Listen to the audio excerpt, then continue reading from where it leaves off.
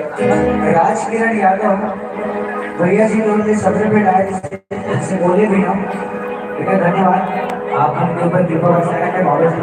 ऐसे जो भी सफर पे लेट हो रही थी दे दो ताकि थोड़ा दिक्कत मत जाए।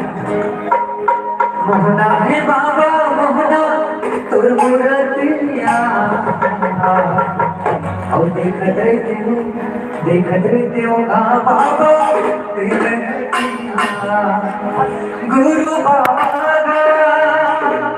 गुरु बाबा देखत रहते हो बाबा देखत रहते